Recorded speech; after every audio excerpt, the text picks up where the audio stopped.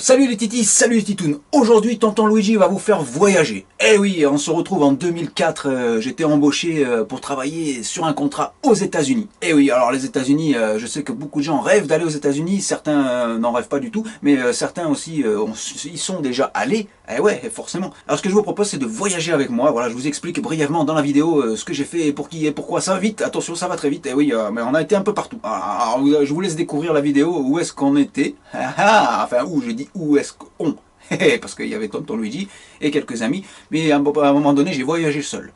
Ah ouais, j'ai voyagé seul. On était embauché dans un contrat pour travailler, je vous laisse découvrir la vidéo. Ah ouais, je vous laisse découvrir la vidéo, c'est mieux, c'est mieux.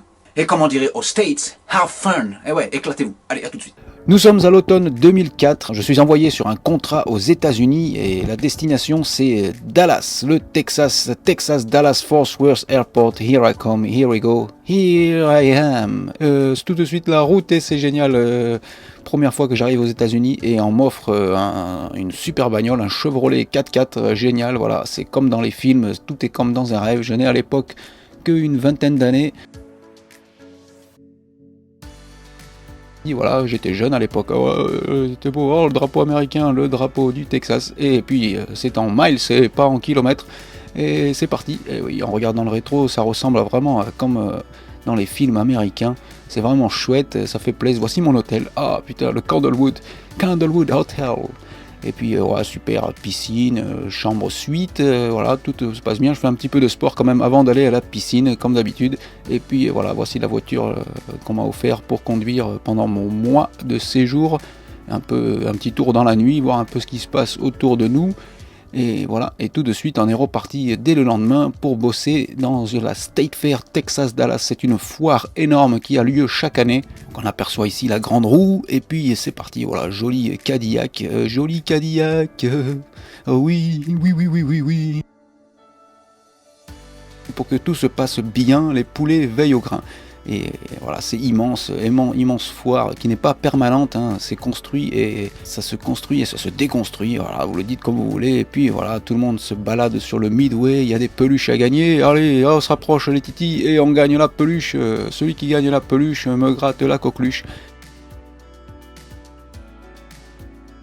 Et puis ici on a l'attraction, le Space Shot, alors préparez les sacs à gerber, vous êtes prêts, c'est parti, 3, 2, 1, let's go, comme dirait Denis Brossard.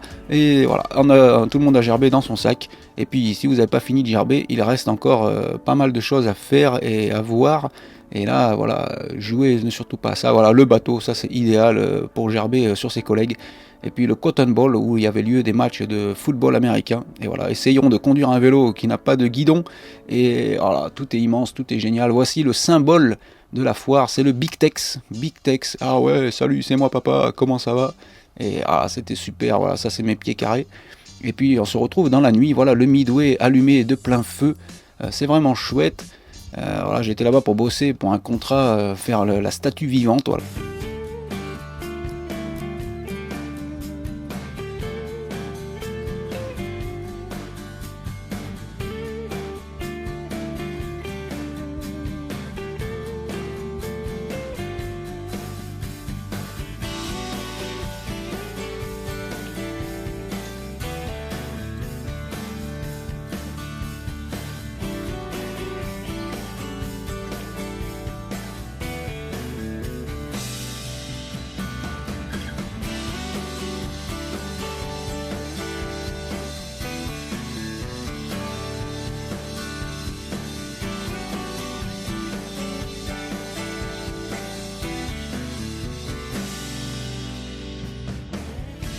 De l'animation et ça s'est super bien passé. Voilà, ça c'est la parade du soir, on faisait ça tous les soirs, j'étais garde du corps moi dans cette parade, je surveillais les attractions aussi pour que tout se passe bien et correctement afin que la foule ne se jette pas sur les artistes.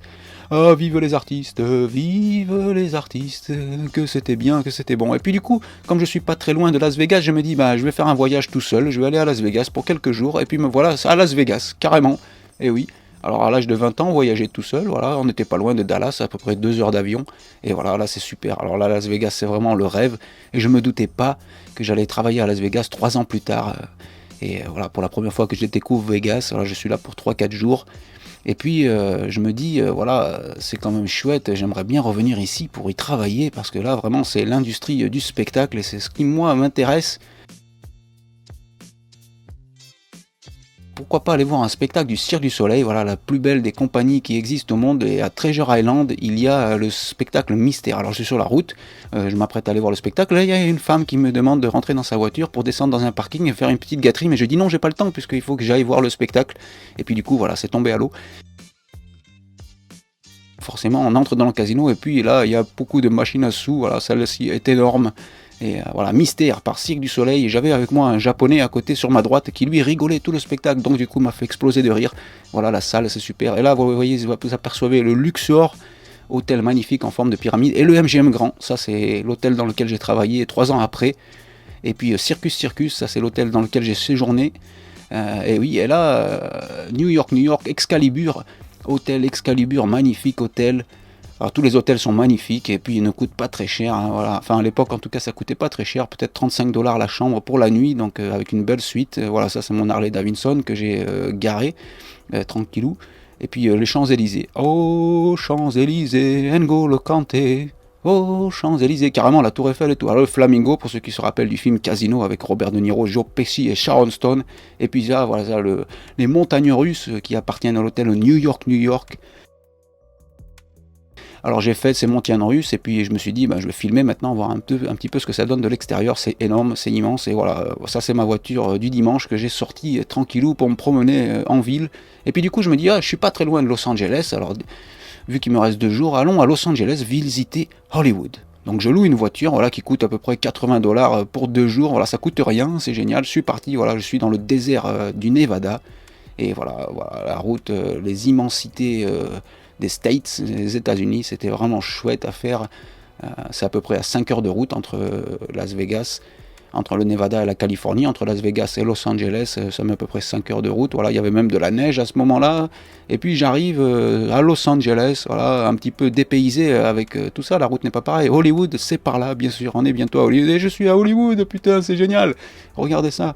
Eh ouais, c'est moi qui tiens la caméra les gars quand même. Ah ouais, c'est un reportage de la part de Tonton Luigi, c'était vraiment chouette.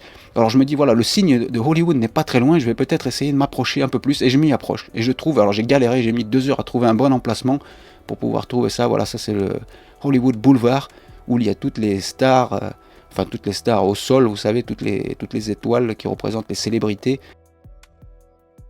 Quelques palmiers, voilà, c'est un climat californien, un climat exotique, plus ou moins. Il fait chaud encore, il fait très chaud, il fait très bon. Et je me dis, allez, je vais visiter Beverly Hills. Pourquoi pas aller jusqu'à Beverly Hills, comme vous savez, la série. Ah ouais, là j'étais tout fier d'être à Beverly Hills, et je me dis, je vais aller à Malibu pour voir s'il y a Pamela Anderson sur la plage. Et puis voilà, d'abord, avant d'aller à Malibu, j'ai fait un petit arrêt à Beverly Hills, et puis j'ai été aussi faire un petit saut. J'ai été un peu partout. Voilà, je suis monté sur les montagnes pour filmer Los Angeles des montagnes. Et on est de retour sur Beverly Hills, ce boulevard. Et puis je suis maintenant à Santa Monica la Belle, là, avec un très beau coucher de soleil. Voilà, magnifique. Bénédiction des dieux. Et j'en profite pour prendre un peu le soleil qui se couche, ça faisait du bien. Et puis je courais derrière Pamela Anderson qui m'a échappé complètement. Je dis, reviens Pamela. Et puis voilà, la dernière photo à Hollywood, et puis c'est terminé. Et voilà. Alors j'espère que cette vidéo vous a plu. Voilà, moi qui cours derrière Pamela Anderson, mais j'aurais dû passer la seconde parce que je courais trop lentement et m'échapper. Je la voyais au loin, Pamela, je l'appelais Pamela, putain.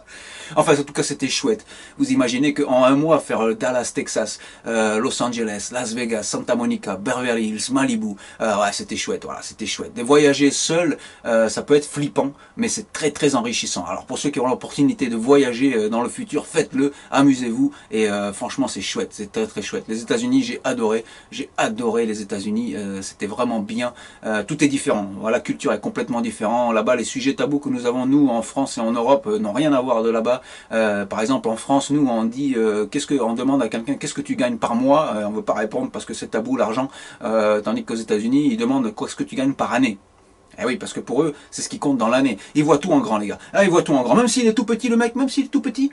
En général, ils sont pas petits, ils sont grands, ils sont gros, mais t'as des tout petits aussi. Même s'il est tout petit, le mec il voit grand. Un jour, j'ai vu un tout petit comme ça. Et il sortait d'une sorte de limousine, là, comme je vous ai montré à Vegas, tu sais, la limousine rouge, là. Et le mec, il sortait, Il sortait quand il est pas descendu de la voiture, il a sauté, tu vois. Il a presque avec le parachute. Ah, et j'ai oublié de vous expliquer ça, et je vais vous le dire aussi. Quand j'étais à Vegas, je me suis fait une sortie chute libre. Vous connaissez la chute libre? Ah ouais, génial. Oh, la chute libre. Ah, c'était chouette la chute libre. Ah ouais. Le seul truc, c'est que ouais, quand tu commences, que t'es pas formé, t'es obligé d'avoir un instructeur derrière qui te tient, tu vois, avec sa saucisse collée, tu vois. Et c'est un peu emmerdant ça. C'est un peu emmerdant. Mais par contre, c'est chouette. Hein. Tu vois pratiquement rien parce que ça fuse. Hein, mais je m'étais dit, ah ouais, je vais aller faire de la chute libre et c'est quand même intéressant de le faire pour voir ce qu'on ressent. Et ben c'est pas aussi incroyable qu'on le pense. Hein, ce n'est rien en fait. Hein, ce n'est rien. T'as rien à faire. T'es ici dans l'avion collé cul à tub avec le moniteur derrière. Hop, il te jette de l'avion. T'ouvres les bras. Dommage que j'ai pas les vidéos. J'ai pas la vidéo. Elle coûtait trop cher la vidéo. Ils voulaient la vendre 200 € la vidéo. J'avais pas l'argent à ce moment-là et je pouvais pas l'acheter. Mais le saut coûtait seulement 90 $. Ça veut dire 80 € pour sauter. C'est pas cher ça. Et la vidéo coûtait 200 € presque. 250 $. Oh merde, j'avais pas les pépettes sur moi, j'avais pas les espèces. Alors je peux pas le prouver. Ah, je peux pas le prouver. Mais alors, vous me croyez sur parole. Hein, bon, vous me croyez pas. En tout cas, ce qui est chouette, c'est quand tu sautes. Ici, et tu vois tout. Ah, le mec il te fait faire un tour d'un côté, de l'autre, hop, tu vois tout ce qui se passe, hein, et puis tout d'un coup il ouvre le torchon, tu vois, il ouvre le parachute, et là tu passes de 220 km/h à 30 km/h, hein, tu vois, faut pas laisser une roubignole sous la sangle, comme disait Jean-Marie Bigard, il a raison le gars, c'est incroyable, tu fais gaffe à pas laisser une boule hein, sous la sangle, parce que là c'est mort, hein. Sinon ça pète, oui. Et lui, le mec, comme ils font des chutes libres, les moniteurs, toute la journée, parce que t'es pas le seul client, hein, tu vois, le mec il atterrit, hop, il reprend d'autres clients, il remonte, tu vois, ils font du business toute la journée. Alors le mec, ce qu'il a fait, c'est quand il a ouvert le parachute, au lieu de descendre et de descendre tranquillement, non, lui il est descendu, tu sais, rapidement, tu vois, ça veut dire il faisait des tours pour descendre vite comme ça. Et le seul problème, c'est que là, t'as envie de gerber, quoi. Hein, quand t'arrives au sol, la seule chose que t'as envie, c'est ouh putain, où sont les toilettes? Tu vois, t'as envie de dégueuler. Bon, bref. Alors, je voulais pas parler de ça, mais bon, voilà. Si vous avez envie de voir d'autres vidéos de voyage de Tonton Luigi expliquées un petit peu dans le délire comme ça, ben il y en a plein d'autres. Il y en a plein d'autres à faire. Il y a la Chine, il y a la Turquie. Enfin non, la Turquie, j'ai pas les images. Merde. Ah, j'ai pas les images de la Turquie. Ah, j'ai pas les images. J'ai pas les images. Mais il y a la Roumanie, il y a la Russie. Il y a plein de trucs. Il y a plein de trucs. Il y a plein de trucs. Alors, vous me le dites en commentaire et on se retrouve dans une prochaine vidéo, les titouilles. Allez, à bientôt. Ciao. Salut.